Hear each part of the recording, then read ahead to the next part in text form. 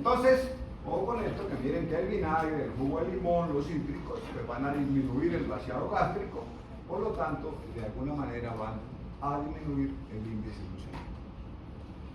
El secreto del manejo nutricional de un paciente con problemas con carbohidratos, un intolerante, un diabético, un prediabético, es jugar con esto. Y el otro es acompañarlo de la frecuencia de los alimentos.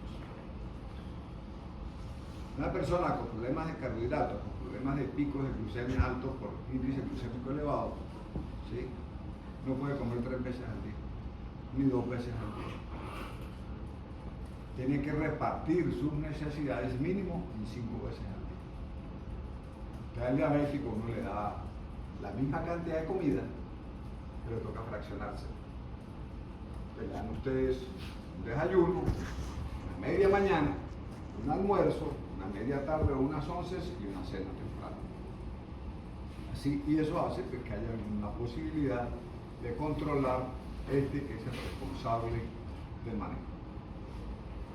Hace unos años había un medicamento que lo sacó un laboratorio muy prestigioso que se llamaba la carbosa. Creo que todavía existe, todavía se consigue. Y la carbosa lo que hacía era frenar la digestión de los carbohidratos. Era un inhibidor de las disacaridasas y de las oligosacaridasas. Entonces, a nivel luminal, a nivel del intestino delgado, ¿ustedes creen qué pasaba con eso?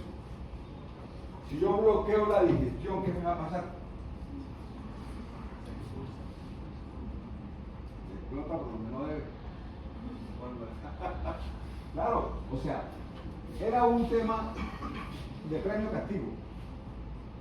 Cuando uno veía que el paciente le decía mentiras, que no estaba haciendo la dieta y que uno lo castigaba dándole ese medicamento. Entonces, ese medicamento era un inhibidor intestinal de las enzimas, de las amilasas, de todas estas disacaridasas, oligosacaridasas, todo eso. Entonces, ¿qué creen ustedes que pasaría cuando el carbohidrato pasaba de largo para el intestino grueso sin digerirse?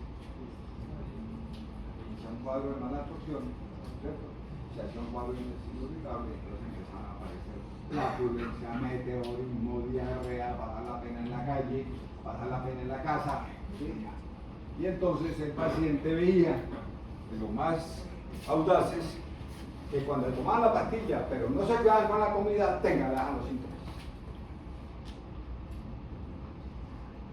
El día que se cuidaban con la comida y le hacían caso, ese día tomaban la pastilla y no les daba nada. ¿Sí? Entonces, el día que se tomaban su dieta normal, pero cuando se exageraban en el consumo de carbohidratos, los carbohidratos no se digerían y pasaban de largo. Llegan al intestino y nosotros no ensuciamos almidón, nosotros no hacemos deposición ¿cierto? Básicamente con glucógeno, con losa, con amilopectina. Usamos esa losa, que es lo que no digerimos, porque no tenemos cómo digerir. Entonces, y además, los animales, en los rumiantes, no tuvimos están en el apéndice, nosotros no tenemos, sino un vestigio de un apéndice que hace grande. Para ellos es una bolsa donde sucede parte de la digestión. Entonces, nosotros el apéndice es ya un remanente de una bolsa grande de los herbívoros que se reduce al tamaño de un dedo. Eso es el que la tiene grande. Entonces, pero está lora como nadie. Bueno, entonces, miremos aquí qué pasa. Entonces, esto es lo que les acabo de contar. ¿Qué pasa cuando, miren ustedes, la línea continua, el nivel de insulina, la línea punteada es el nivel de glucosa en sangre? Entonces, cuando nosotros monitoreamos el tiempo y miramos la relación glucosa-insulina en sangre, la medimos, y nosotros tenemos una comida con hidratos de carbono de fácil digestión, o sea, con un índice glucémico alto, miren ustedes que más o menos a la 1 hora, aparece un pico máximo de glucosa que se acompaña de un pico máximo de insulina. A las 2 horas estamos cayendo normalmente al que teníamos a nivel basal. Este es el comportamiento de todos nosotros si tenemos un páncreas sano y un sistema digestivo sano. Y obviamente con lo que comemos regularmente. Esto es lo que pasa con lo que comemos regularmente. Entonces, si alguna vez le han hecho una prueba de pre y post de glucosa, Sí. ¿algunos de ustedes le han hecho una prueba de esas? ¿Sí? Porque la prueba lo que hace es simular esto. La prueba del laboratorio, que es lo más antifisiológico que hay. Es lo más antifisiológico que hay porque nadie se come 75 gramos de azúcar en una comida. Ustedes zamparse un tutucado de esos, de agua con azúcar, en 5 minutos, para después tener que esperar 2 horas, le toman una glucemia en ayunas y a las 2 horas le toman la glucemia y van a mirar qué pasa con este nivel y qué pasa con este nivel. Algunos nos gusta que nos midan la glucemia aquí a la hora, a ver en cuánto está. Y en algún momento íbamos hasta aquí, para poder repetir este proceso. Hacíamos en ayunas, a la hora, a las 2 horas, a las 3 horas, pero le llamamos una curva de tolerancia oral a la glucosa. Esto estuvo de moda hace muchos años. Estuvo de moda hace muchos años. Hoy en día, ¿qué hace la gente? Mide insulina, pre y post. La mide basal y la mide a las 2 horas. Y uno espera, algunos hacen pre, 1 hora post para tratar de repetir este proceso. Miren qué pasa cuando nosotros consumimos alimentos que son de digestión lenta con índice glucémico bajo. Entonces, en este momento lo que nosotros tenemos aquí es que los niveles de insulina, tanto de glucosa como de insulina en sangre, son más bajitos. Esto quiere decir que el páncreas trabaja de alguna manera más relajadito, no lo estamos estresando, no lo estamos sometiendo a cargas de liberación, que es lo que al final termina cansando la célula beta, termina disfuncionando la célula beta, que es la productora de insulina en el páncreas, y adicionalmente termina la gente haciendo una intolerancia, luego terminan haciendo un estado de mal manejo de carbohidratos y al final terminan haciendo una diabetes. Es como la secuencia normal que puede darse hasta la aparición de la enfermedad. Bueno, entonces aparece otro concepto que se llama carga glucémica, que es diferente al índice glucémico. No es lo mismo un alimento que me dispare los niveles de insulina y de glucosa por el hecho de digerirse y absorberse rápidamente, a la cantidad de carbohidratos que tenga un alimento, ¿sí? Y aquí relacionado con su capacidad de digerirse y de absorberse. Entonces aquí hay un ejemplo, pues,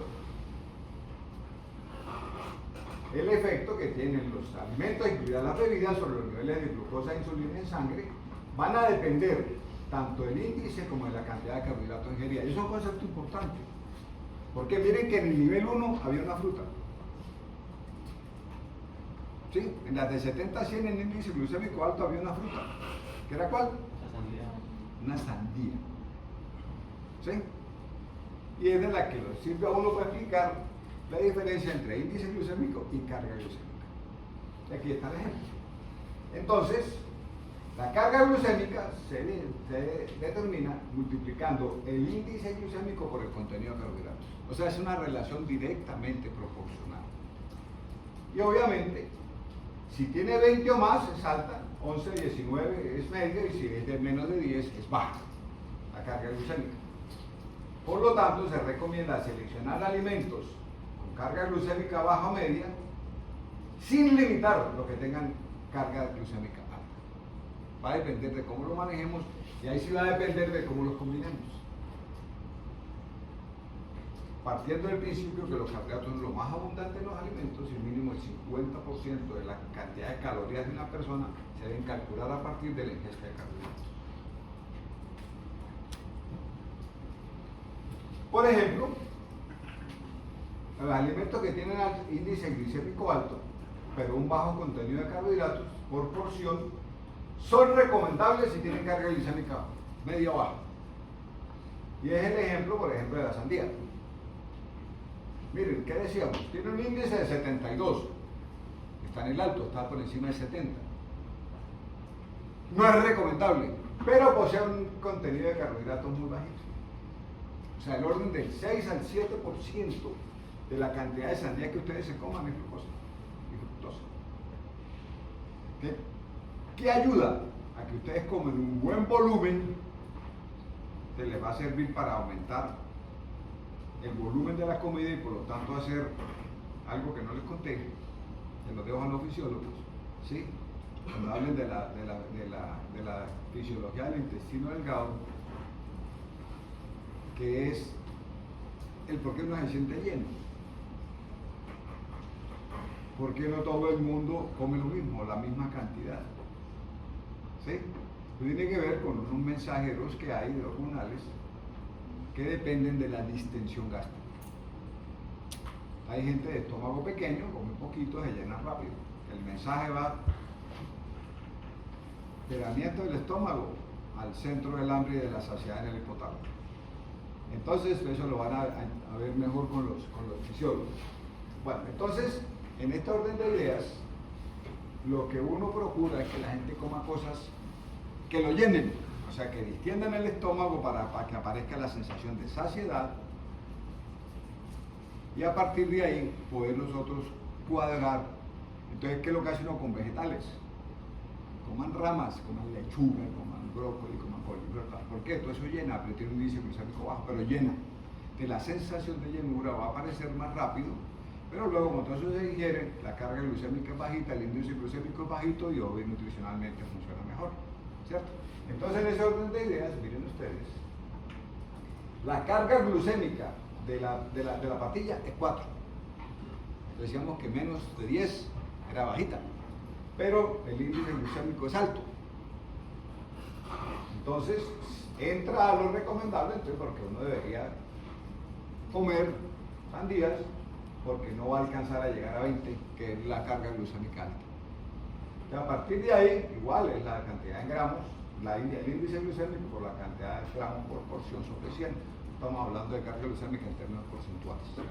Entonces, son dos conceptos que a mí me parece que vale la pena que los tengamos claros desde ahora, porque les va a ustedes a explicar y les va a ayudar cómo organizar la comida para comer bien, comer mejor, nutrirse, pero llenarse,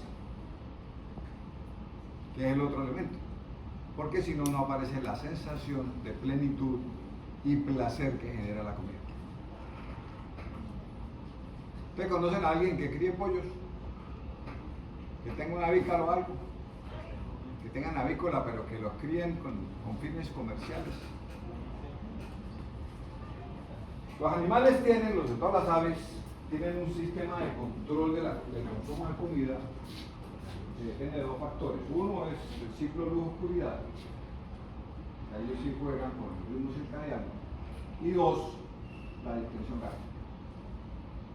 Ustedes pueden coger unos pollos, le ponen la comida, ustedes la ven que les llenan el comedero, ellos comen hasta donde se llenan y no vuelven a comer, y no cuando les vuelva a dar hambre. ¿Sí? Y eso es lo que pasa con los pollos normales que los cría como mascotas, o los que se crían en el campo.